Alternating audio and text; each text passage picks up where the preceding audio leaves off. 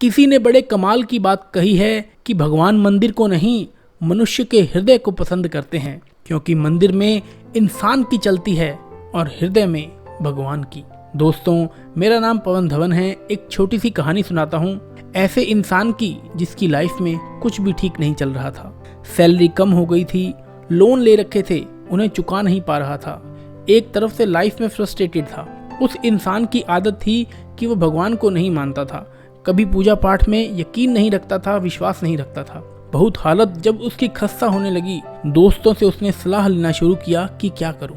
एक दोस्त ने कहा, भाई बुरा मत मानना, तुम भगवान को नहीं मानते हो, लेकिन मेरी सलाह मानो और भगवान श्री कृष्ण की पूजा करना शुरू कर दो।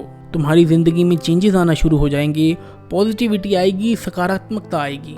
उस व्यक्ति ने तब तो आनाकानी करके टाल दिया कि चलो हटाओ, मैं अपने हिसाब से देखूंगा। उसे लगता था कि इंसान का कर्म ही उसे बनाता है, भगवान कुछ नहीं करते। लेकिन जब वो घर में आया और घर आकर विचार करने लगा, सोचने लगा कि अपनी लाइफ के बारे में, उसे लगा कि सब कुछ बुरा ही तो हो रहा है और पूजा करने में कौन सा घाटा है, करनी चाहिए। तो यही डिसाइड करके अगले दिन बाजार गया और भगवान श्री कृष्ण की सुंदर सी मूर्ति ले आया। घर में लाकर उसने विधि पूर्वक स्थापना की, पूजा पाठ शुरू किया। महीना बीत गया, 2 महीने बीत गए, 3 महीने बीत गए, 6 महीने बीत गए, साल बीत गया।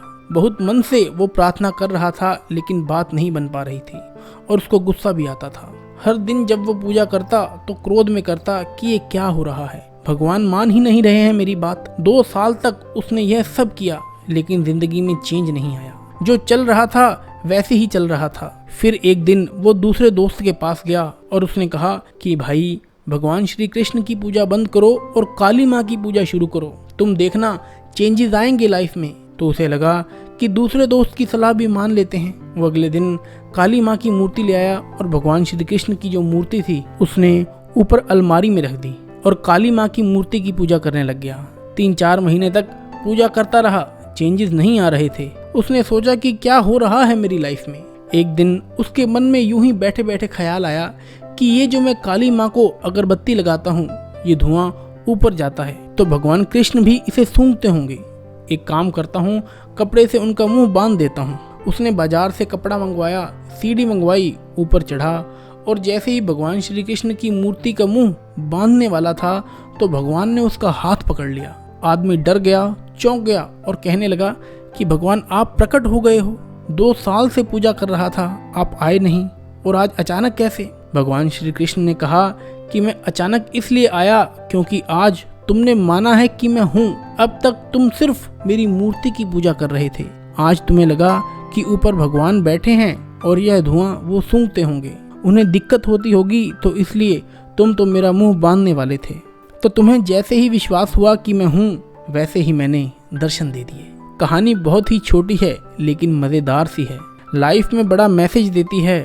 भाव बस से भगवान। जब आपकी भावना मन से आपके अंदर जब वो भाव आ जाते हैं कि मैं भगवान को मानता हूँ, उनसे सब कुछ चाहता हूँ, उनकी आराधना करता हूँ, प्रार्थना करता हूँ, तो वो जरूर प्रकट होते हैं। लेकिन आप सिर्फ मूर्ति मानकर पूजा करते रहोगे तो भाव नहीं रहेगा और आपकी लाइफ में ऊपर वाला भी मदद नहीं करेगा। इसलिए कहते हैं, जाकी रही भावना जैसी, प्रभु मूरत देखी तिन तैसी। भाव बस से भगवान। भावना जागृत कीजिए, ऊपर वाला आपकी जरूर मदद करेगा। दोस्तों, ये कहानी आपको कैसी लगी? अच्छी लगी तो लाइक जरूर कीजिएगा, शेयर कीजिएगा। चैनल पर नए हैं तो सब्सक्राइब करके बेल आइकन को प्रेस जरूर कीजिएगा ताकि हमारी वीडियोस की नोटिफिकेशन आप तक पहुंचती रहे। मैं पवन धवन मिलूंगा आपसे ऐसे ही मोटिवेशन से भरी हुई कहानियों के साथ। तब तक के लिए जय हिंद, जय भारत।